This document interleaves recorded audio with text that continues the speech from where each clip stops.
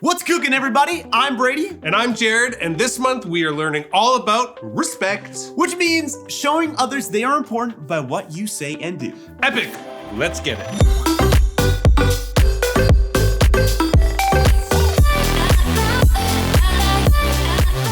Welcome to Trinity Kids Online, everybody. I hope you all are having a wonderful day. Well, how was your day, Jared? Brady, I'm having the best day ever. Oh, really? What is making today the best day ever? Well, since it's still snowing, that means when I go up to Big White, the snow is gonna be magical. I don't really think it's, good when it snows, actually. It kind of makes the day not so great for me. Brady, come on. Snow is just it's the best. It's like the sky saying it's having the best day ever when it snows. Yeah, you're not selling it for me. It really just feels like the sky is saying, haha, you have to clean your car and drive slow now. But I'm not sold though, Brady. I think snow is the best. It's not. Yes, it is. Okay. Now, I think we need to respectfully disagree on our opinion of snow. Fine, that works for me. Okay, good, because for today's challenge time, we are going to be playing Agree or Disagree. Brady, that's not fair. You tricked me. Well, snow does have its upsides, but you'll have to discuss this at home whether you guys agree or disagree. So go grab all the people in your house. Maybe you got aunts there, you got uncles, you got siblings, cousins, parents, grandparents, pets, neighbors, whoever, because this is gonna get spicy. Or is it gonna be sweet? Really, Brady? Let's play. Welcome everybody to Challenge Time. It's time for a little bit of Agree or Disagree. Super simple. I'm gonna read a statement. You either agree with it or you disagree with it, and make sure you share your answers and why you agree or disagree with the people around you. All right, here we go. First one, fall is the best season of the year. Thank you, I know, it is. Of course it's the best season of the year. Why? We love a good harvest festival. There's pumpkins, pumpkin spice lattes. Everything's just cozy and warm inside, but it's not too cold outside yet. It's literally the perfect season. Agree. If you guys disagree, make sure to let us know anywhere. Just tell us. All right, next one. Pizza is the best food in the world. Agree or disagree? Ooh, that's a tough one. Pizza has so many upsides. It's tasty. You can eat it hot or cold. You can eat it leftover pizza. Still hits. So good. And you can customize it to any level. You can have cheese, no cheese, pepperoni, no pepperoni, pineapple. Don't ever put pineapple on your pizza. Unless you like it, then you kind of put it on your pizza, then all you want. But there's so many options with pizza. It's a great food, but gotta disagree. Nothing for me will beat a burger. Just can't beat it. It's untouchable. Burgers are the best food in the world. I disagree with that statement. What do you guys think? Here we go. Snow is better than sand. Agree or disagree? Guys, huge agree. But if I was playing on Team Sand, obviously we know snow's better, but if I was fighting for Team Sand, think about all the awesome things. Sand is on a beach. Beaches are hot and nice and warm. Plus, you can build sand castles so you can bury your friends. And you can surf on sand too, just like you can snowboard on snow. You can sand surf, you can sand slide, you can ride on the sand dunes in your sand buggy. You can basically, you can massage your feet with sand. What else? I don't know, sand is crazy and it makes glass, so that's pretty cool. Snow, basically ice. Ooh, ice is pretty good too. I'm still gonna have to agree snow is better, even though I almost convinced myself I was a sand guy. But I agree with that statement. Moving on to the next one. Homework should be banned. Now this one is a controversial one here, folks. All the parents in the room think homework should be allowed, obviously, because they make us do it all the time. So clearly they think it shouldn't be banned. Where us kids want it to be banned. But I'm no longer a kid, so I have changed my sentence to it should not be banned. I disagree with that statement. I'm sorry. It's controversial, but I have to do it. I gotta keep homework alive. Gotta be the one to do it. Well, let me know. Agree or disagree. Moving on to the next one. Here we go. Jell-O is better than pudding. Ooh. That's a tough one. Because pudding kind of only good flavor is chocolate, in my opinion.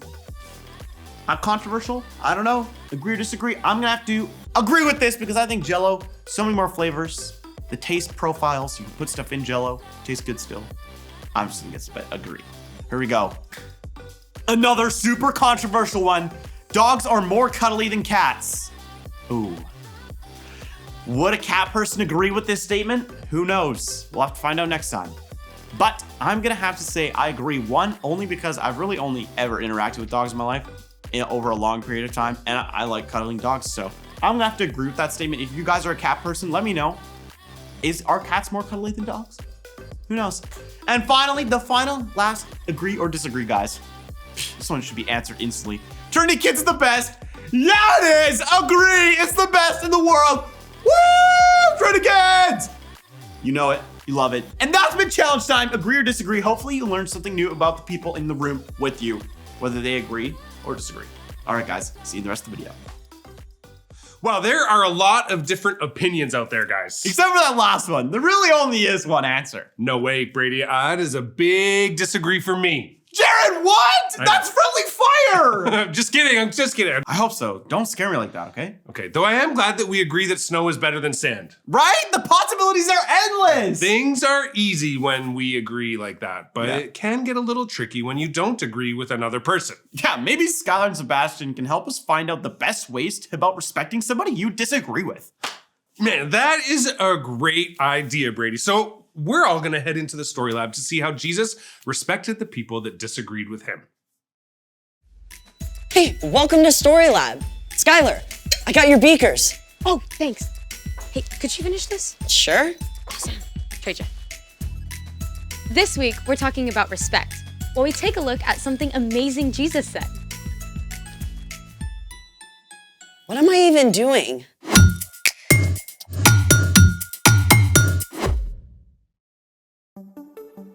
Hey, I'm Skylar. And I'm Sebastian, We're talking about respect.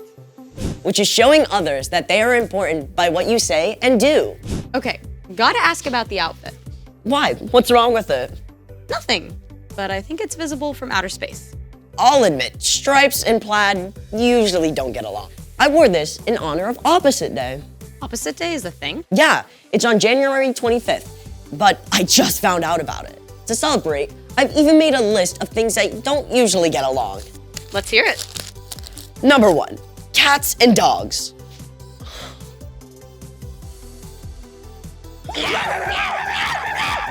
Number 2, heavy metal and polka music. Number 3, pickles and chocolate.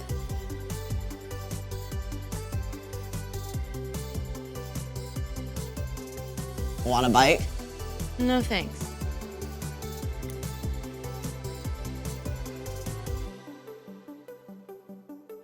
Number 4, water and oil.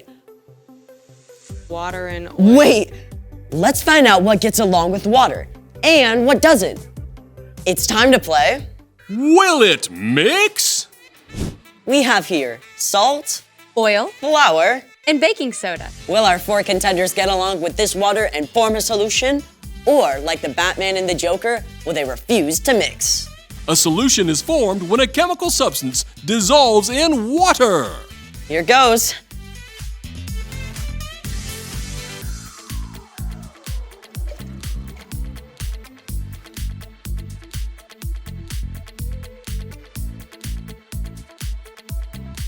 It appears that our salt and baking soda have completely dissolved in the water.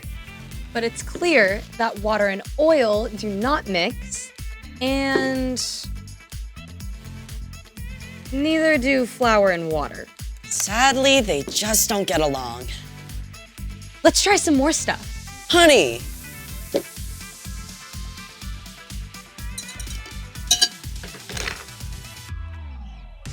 Yep. Pepper. Nope. Sprinkles.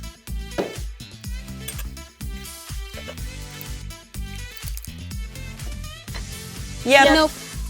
Wait a sec.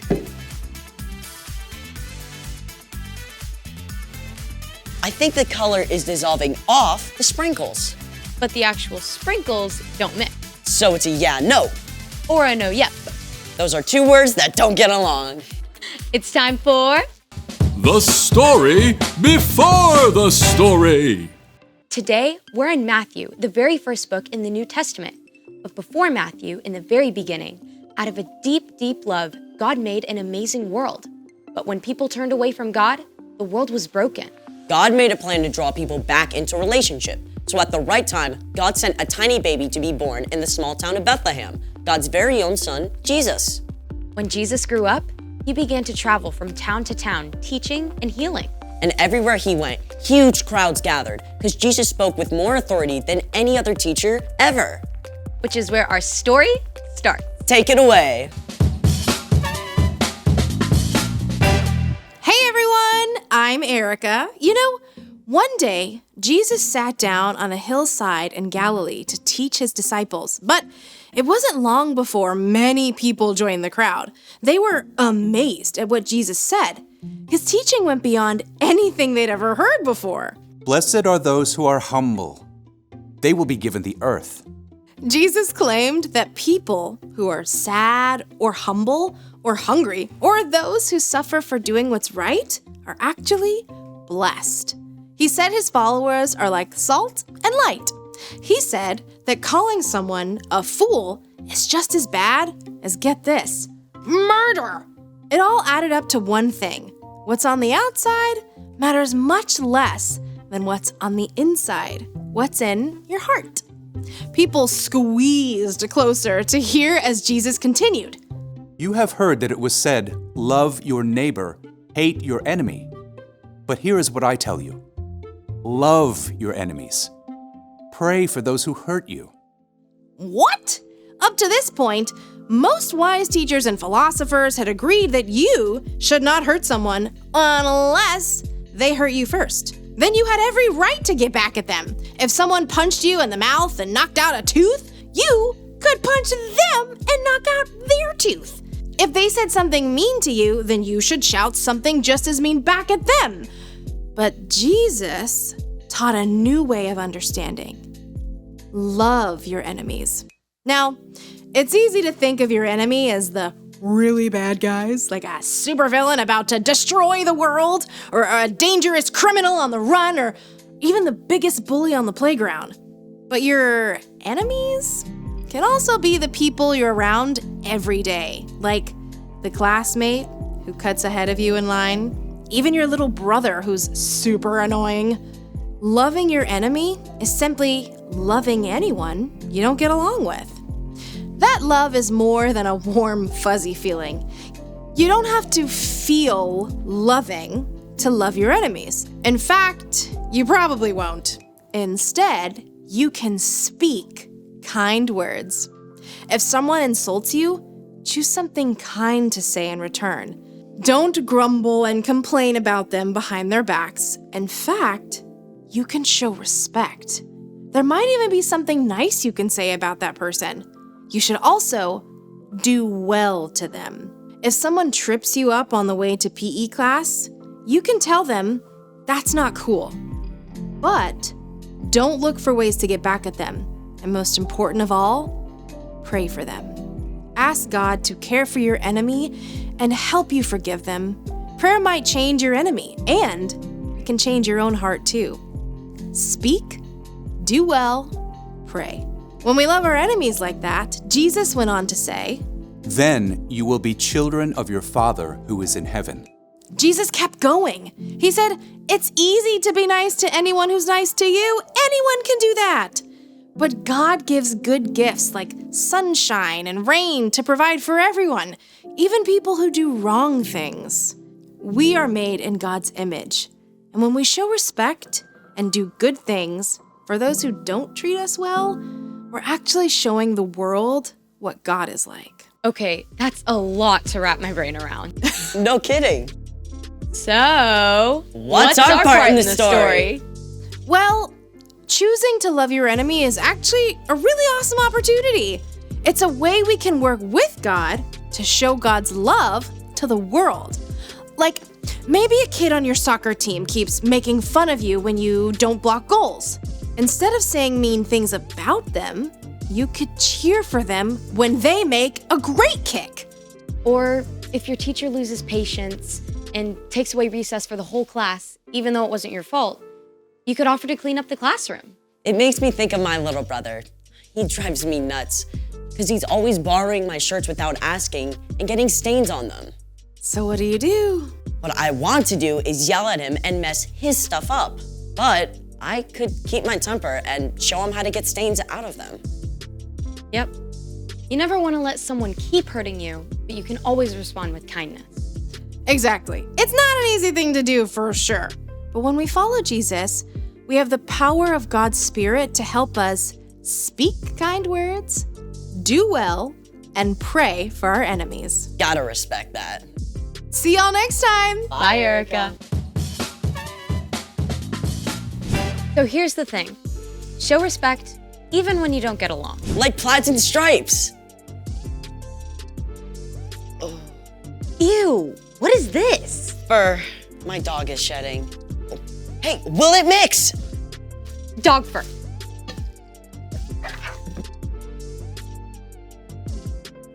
Nope. Thanks for joining us in the Story Lab. We'll see you next Next time. time. Beep.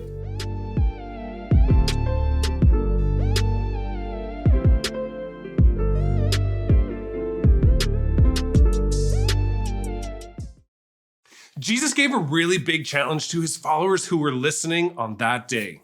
What he said is a big part of respect, even though it certainly isn't easy. Yeah, Jesus said that we should love our enemies. And that means that when we don't get along with someone, we should still do everything we can to respond with love and respect.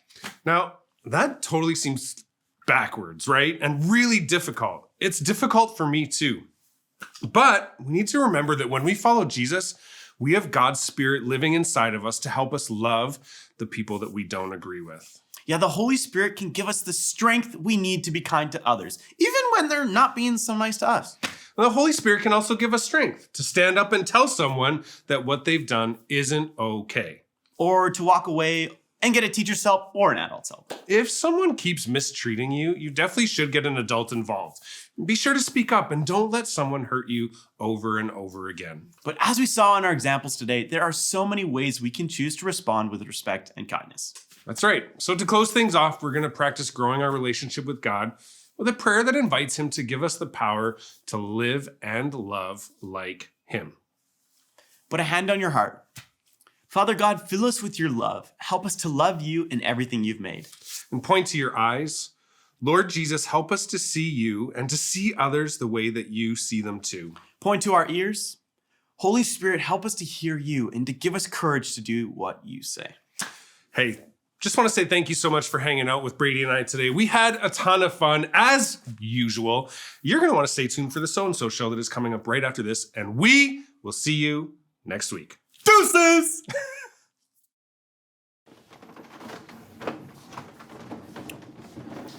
Okay, now we can parallel park the desk. All right? Okay. Super easy. You know this always makes me nervous. Don't be nervous. This All right. is easy. Ready? Okay, you always yell at me. Here we go. I'm ready. Swivel the desk. Swivel the desk. Swivel. Yeah. Swivel. Swivel. No, swivel. Swivel. I'm in. Swivel. This is what swiveling is. Swivel. Okay. No, it's too much. Back. All right. All right. Yeah, it's a very tight. You got to be deliberate. Don't be afraid. Okay. All right? Yes. Now, swivel. No, that's too much. Swivel. No more swivel. Oh, I got swivel sickness. Swivel. Swivel. I'm swiveling. Swivel, swivel. Swivel. Swivel. Swivel. You're not swiveling right. I am swiveling right. No, you're swiveling left. I'm swiveling right. To your left, my right. What? Swivel. All right. Swivel. Swivel.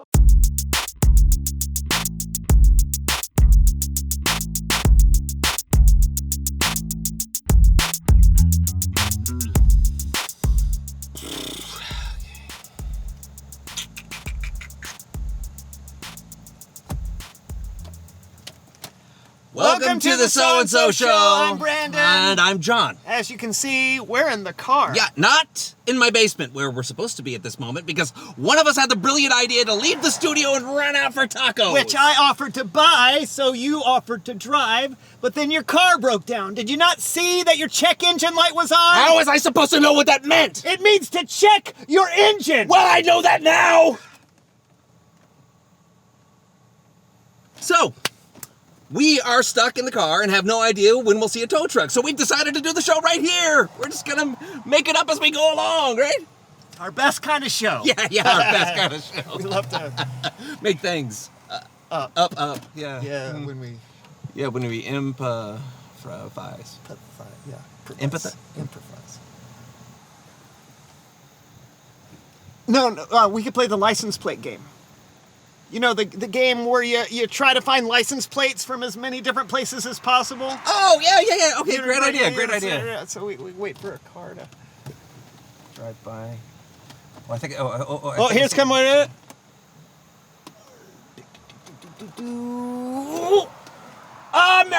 Michigan, I think. No, I think it. No, I think it said Hawaii. You sure? No, wait. Hawaii is an island. Well, maybe they shipped it over in a crate. Ship a car over from Hawaii.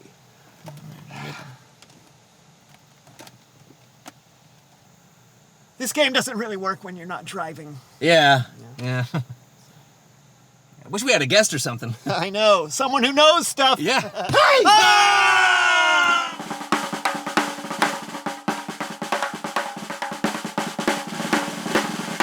Let's play a game! Leonard! That's Leonard! Don't wear it out! I'm Leonard Fortescue, and I am a professional metal detectorist. Oh, hang on. I use Camilla here to find fame and fortune. What are you doing?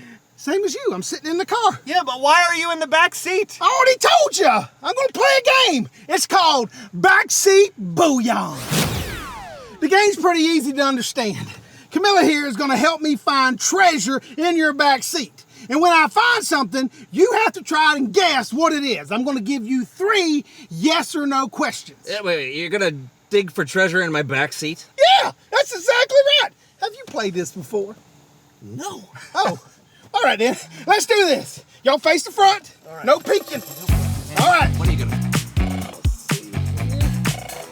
Oh. Well, I just want to make sure she's calibrated. Okay. Oh, am I getting a signal? Hang on. Oh. Hang on. Yeah, I got something. Okay. All right. You got 3 questions. You ready? Yeah. First one. Got one. Yeah, does it fit in your hand? Actually, it does. Can you eat it? I guess you could, but I would not. So it's probably some kind of moldy food or something. Is it a cookie? Hey, you know what? That's close enough. Look at that. It's an old teddygram. Wow. I found a teddygram with a metal detector. All right, round 2. All right, go to work, Camilla. Need help? No, I got it. I got it. Oh, what is this? You gotta ever see one of these again? Any guesses? Is it money? No, but I would say it is worth a pretty penny.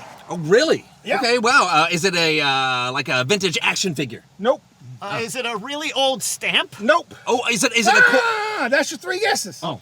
It's an official Leonard Fortescue trading card back from my lacrosse days. Look at that. Look how fit I was.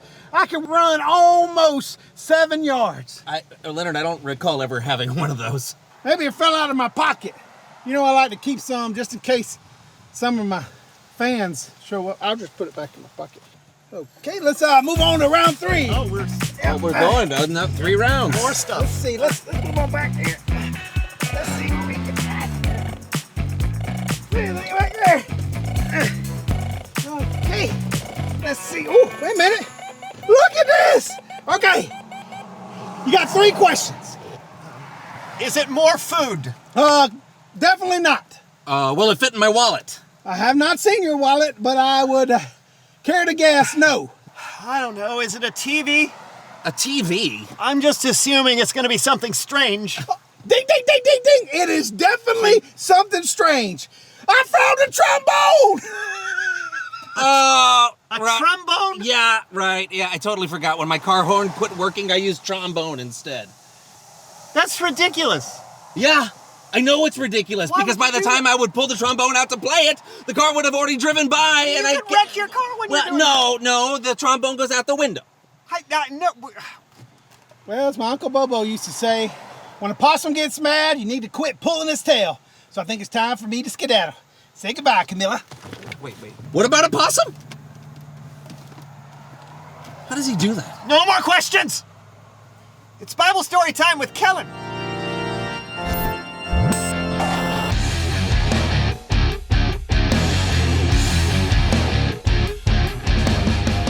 Hey guys.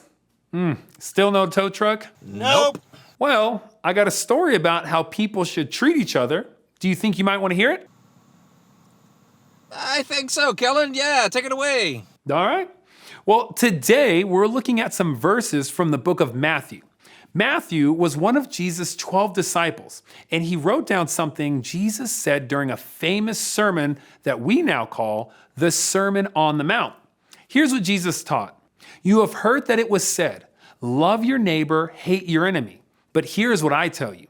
Love your enemies. Pray for those who hurt you. So Jesus said to love your neighbor. That's the easy part. Your neighbors are often the people around you who love and care about you. Those kind of people should be easy to love.